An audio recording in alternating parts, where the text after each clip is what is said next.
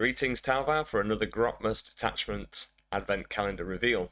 So, the fourth one to be revealed was the Hexwarp Thrallband from T-Suns.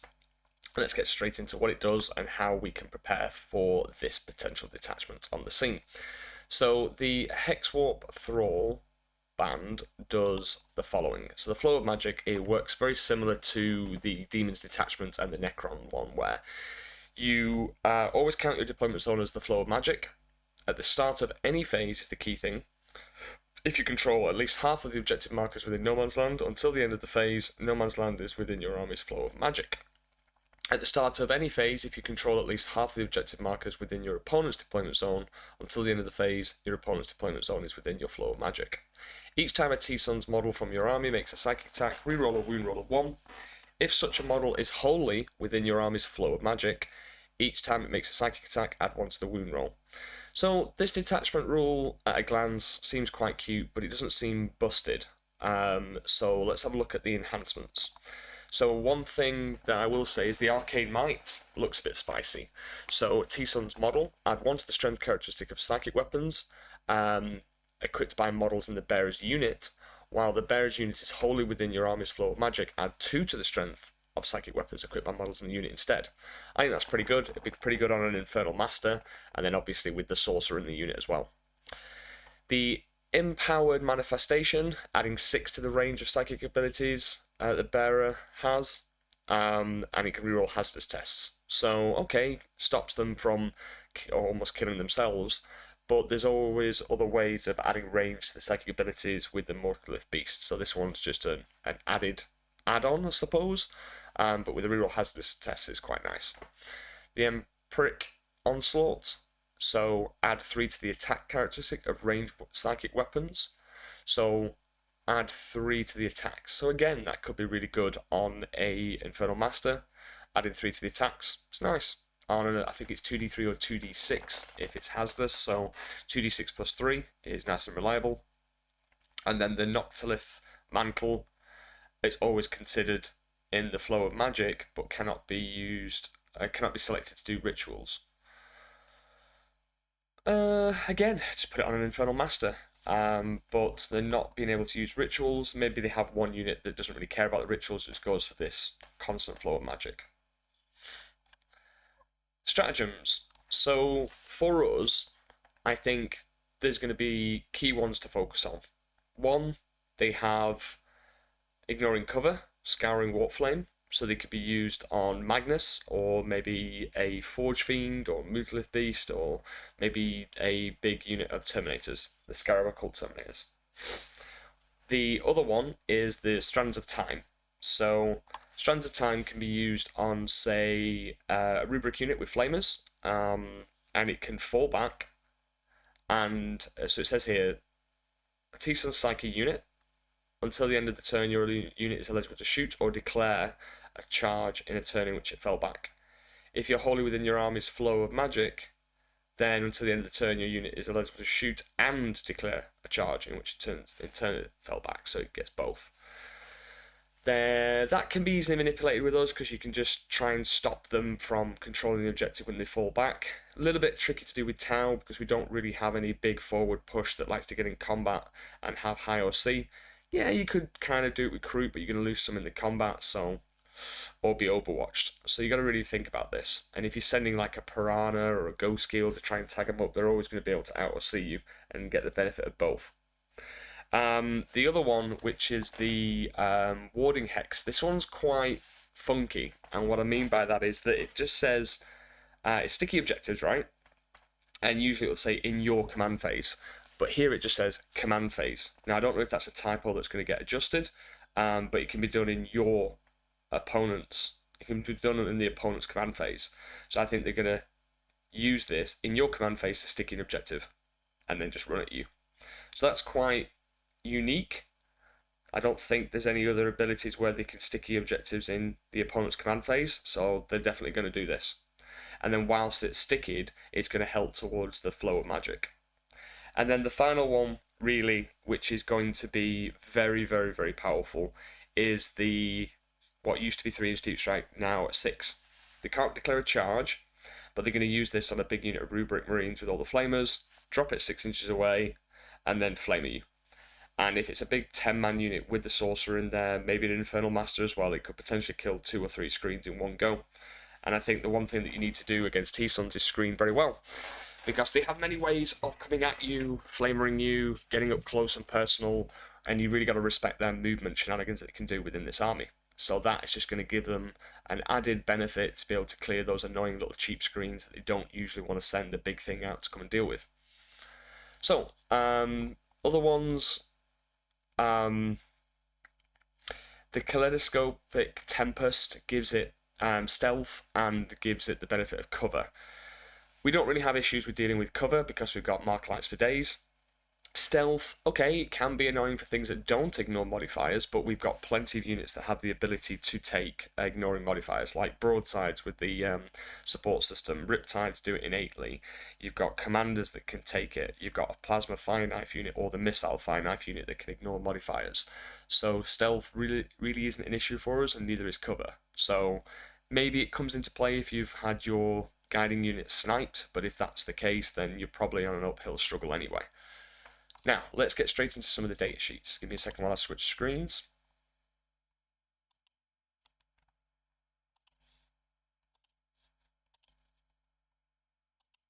Okay, so let's just go straight into some of their characters. Infernal Master. So remember, there's an enhancement for it to add +3 to its attacks, so it could be 2d6 +3, strength 6, AP2, 1 damage, so that'll be +1 to wound if they're within the flow of magic. So strength 6 will be wounding most of our things like Riptides, Ghost Keels, Transports on 4s, because it's the strength 6 is a nice breaking point. I know it's only 1 damage, but it can just chip away, and then the other guns that are coming from maybe a Forge Fiend or Magnus can finish you off. So that little trickle damage will come into play when they're planning to kind of do a combined arms approach to a unit that needs to die, aka like a Riptide. The hazardous thing, it can reroll a hazard test if that's the right enhancement. But then the other one that they could do is the +2 strength. So then the Infernal Master could have 2d6 strength 8 with +1 to wound. So it could be wounding like Piranhas on 2s, Ghost Keels on 3s because of the +1 to wound, and then obviously Riptide still on 4s. Tanks, your Devilfish will still be on 4s, and same with the Hammerheads. So good at clearing screens, because if you think about it this way, 2d6 +3 with that enhancement would be wounding breaches still on 3s because it's strength 6, so it would be 2s, -1 to wound, +1 to wound, so it'll be just doing 2d6 +3 against a breach team, probably wipe between 5 and 7 because it's AP2. It's Torrent, or if it went to the strength 8 one with 2d6 strength 8 with the enhancement, it will be wounding on 2s with +1 to wound, so it negates your -1 to wound with breaches. And then anything else like Kroot or Pathfinders, it's just kind of wiping them on 2s. So again, the Infernal Masters and those enhancements are pretty good, but outside of the actual enhancements, I'm not really seeing power over its traditional index. Now, T-Sun's index is very potent because of Magnus, the reroll hits and wounds, blank damage, the Arcane Vortex for like +1 strength, and I think it was +1 damage. The +1 to wound, Magnus already has an aura of +1 to wound for units, so it kind of doesn't double stack, so it's not really helping him. The Umberific Crystal is an enhancement that was used, which is the uppy downy once per game. So I think there's a couple of downsides, and it's a little bit disappointing, I think, because it's cute, but it's not really doing anything outside of what the index wasn't already doing better. So I don't know, I'm not a T-Suns player, so T-Suns player out there, if you're watching this and you've got any ideas of why it's powerful, then please put in the comments below. But I just can't really seem to see it being taken over the normal index. But the stronger stuff, you know, the +1 to wound in rituals is nice for Infernal Masters and other sorceresses, and the enhancements are quite nice because it can just push the Infernal Master's psychic attack to another level. I know Fight on Death is going to be quite potent, but we don't really do the combat phase with Tau, so we're not really worried about that. But the deep striking rubrics and the fallback and shoot is really, really good for him, and I can see that scene having play. But let's have a look, like I said, at some of the data sheets and what you should expect. So I've already talked about the Infernal Master. The Scarab Occult Terminators, they're going to be -1 to wound when they're being led. They have got some Warp Smites in there, 3 attacks, Strength 4, +1 to wound, AP 3, 1 damage, and obviously the +1 to wound needs them to control half the objectives. And then for every 5 models in the unit, they can take a Soul Reaper Cannon, and for every 5, they're going to take a Hellfire Missile Rack. So usually when I've seen these in the past, it's been 2 Hellfire Missile Racks, 2 Soul Reaper Cannons for the sustained hits from Magnus, because it's 6 shots, devastating wounds, AP 1, Strength 6, 1 damage, and then their Hellfire Missile Rack, Strength 10, 4 attacks in total, +1 to wound, AP 2, 3 damage. The ignoring cover stratagem will probably come into play here, because then it's all realistically going to be AP 1 extra. So the Hellfire goes to AP 3, and then the Soul Reaper Cannon's AP 2. This is not any additional AP, this is just factoring in the fact that it ignores cover. And then the Warp Smites, Devastating Wounds, Anti-Infantry 4+. So you might see some Occult Terminator bricks coming back, but I think it's all going to be about the big bricks of rubrics that already get reroll 1s of 1 to wound, and if you're on objective, they get 4 rerolls to wound. And then the Icon of Flame gives them increase the AP by 1 on critical wounds. And then obviously you got the Warp Smites, the Psychic Weapons included, and then when you put the Sorcerer in there, it's going to be every Marine can replace their standard Infernal Bolt Gun with a Warp Flamer. And maybe they take the Soul Reaper Cannon, but they were taking the Soul Reaper Cannon with the Sustained from Magnus to have Sustained and Devastating Wounds. Maybe they just go all Flamers now. So a big unit of 9 Flamers, 10 Flamers, or 9 Flamers and a Warp Flame pistol from the Aspiring Sorcerer. And then they're just doing the D6, Strength 4, AP 1, Damage 1. Ignores cover anyway, so they don't really need that stratagem. So they just drop in, flame some screens away, go for your scoring units, and have at it. The only thing to mention about Magnus here, and literally the only thing outside of his normal powers, is that he can just get ignores cover with that strat. So his weapons are already going to be +1 to hit and +1 to wound. So 3d3, the Gaze of Magnus, Devastating Wounds, Psychic Attacks will be Strength 9, still AP 2, Damage 3, and still with +1 to wound, but then effectively goes to AP 3 with ignore cover. So it just makes Magnus hit a little bit harder. Now, let's get straight on to the TTS demonstration, and this one's going to be quite a simple one to show you, because I just want to talk about how you can mitigate their flow of magic.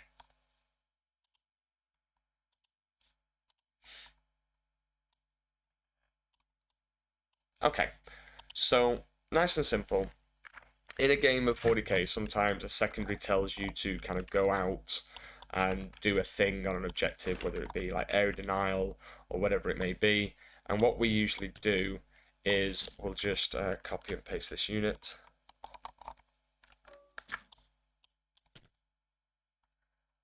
What we might do is we'll just go, right, I tell you what, we're just going to put a couple of crew, sticking it out ever so slightly, just so that if an enemy wants to shoot this unit, I will have them slightly sticking out. I've got my points, and then they shoot with the first activation. Maybe they kill half the unit. I'll remove the ones that are in the open, and then I've got 5 guys still left at the back as another resource later. But what this basically does is that if you do that, and you're going into your opponent's turn, what they'll do is they're able to control the objective in their movement phase. So they will move, say, sorcerer unit out onto the objective, and now they control it, and then obviously they'll go to their natural expansion objective. I'm just using this Forge Fiend as an example. So they've got this objective here, they've got this objective here, and now they control it. Then what they'll do is they will clear your crew, as to be expected, And then in your next turn, in your command phase, they will spend a CP and now sticky this objective. Okay? So they go moved out. I control it in my movement phase. Then I'm on the objective. And then in your command phase, I'm going to sticky it. So that it forces you to bring out something to this objective here. And if, for example, it was another recruit unit, the moment you move it out, they'll overwatch you and kill you. And then you have to send another unit out. So how do we stop this? You know, how do we stop them from being really annoying? So we put the rubric unit back there, and we unsticky the objective.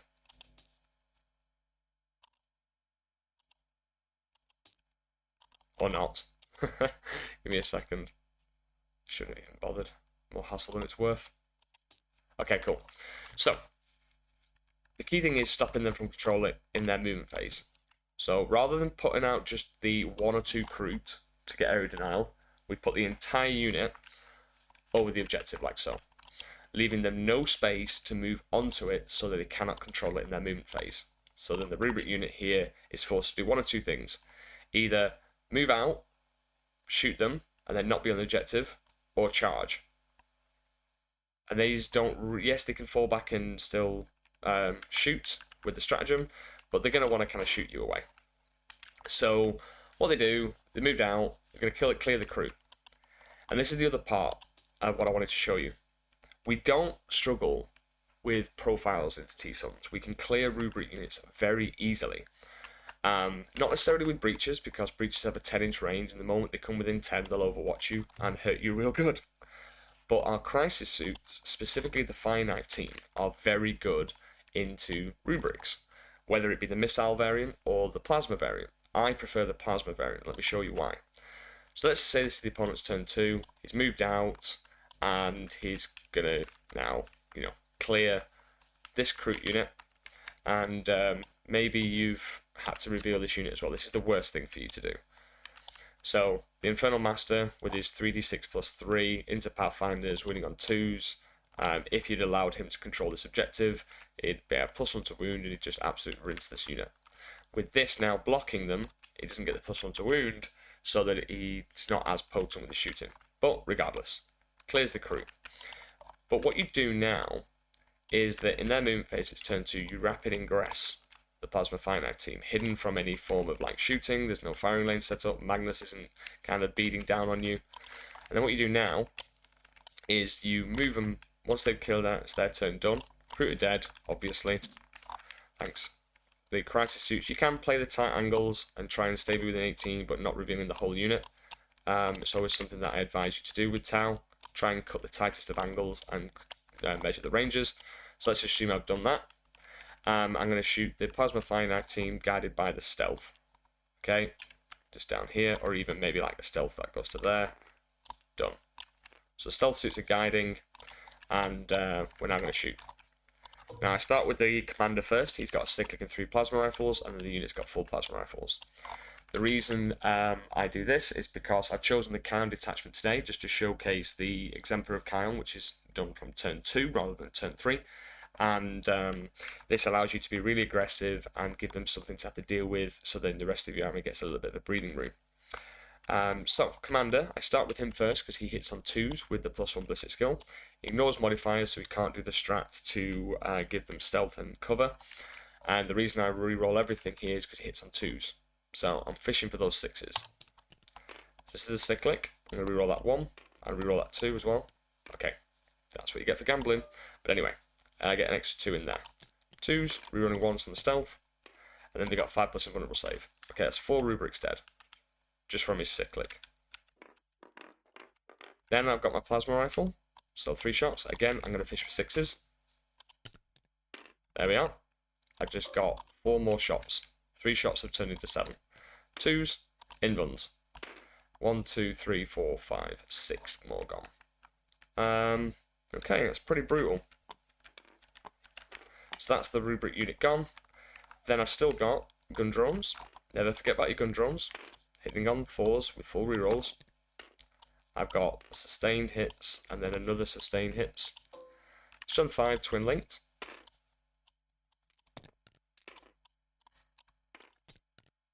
Okay, it's down to like 3 wounds. And then I've got my crisis plasma rifles.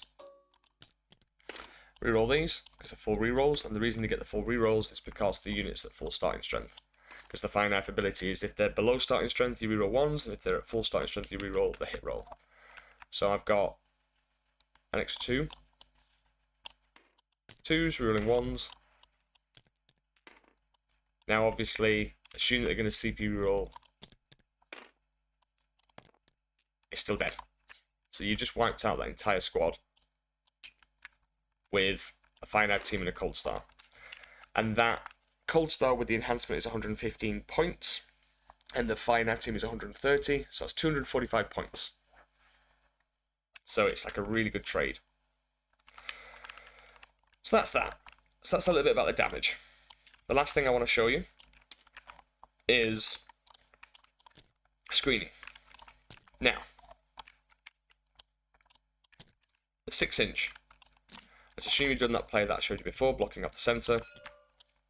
And this Pathfinder team is just tucked in here, something like that. Okay? You've got a stealth team here. You've got a crew team here. And just assume that you've got units. I'm just going to use these for an example. Yeah, you've got units in here, like a Vespid unit or a Breach unit. You've got stealth suits behind there. Okay, so they're 6 inches. If you measure from here, and then there, they cannot fit a unit in here. If you've got a unit here and a unit there, they can't fit in here. And I'm using the Crucible of Battle deployment of the UKTC. And then you can't come in here, can't come in there. So the only real options that they can come in is going to be here and potentially in your backfield. There are little parts where they can maybe sneak a smaller unit in here. So realistically, all you've got to do is screen those 3 areas. So how can we screen that area?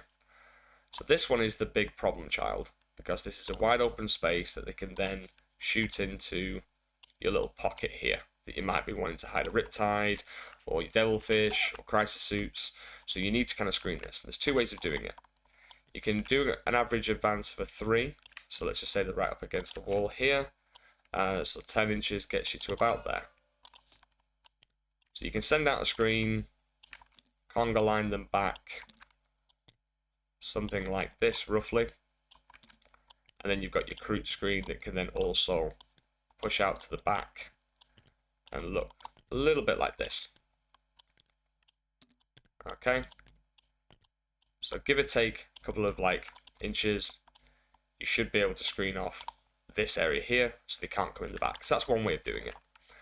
And in a pinch, it's worth doing it because you don't want them getting into your cookie jar here. The other thing you can do is you can use the good old faithful Darkstrider. Darkstrider can be positioned here,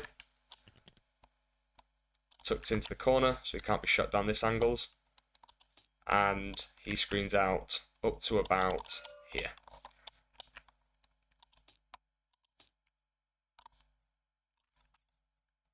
So yeah, they could still draw some line of sights with half the unit, maybe a little bit of the unit, like the Hellfire missiles or the Soul Reaper cannons.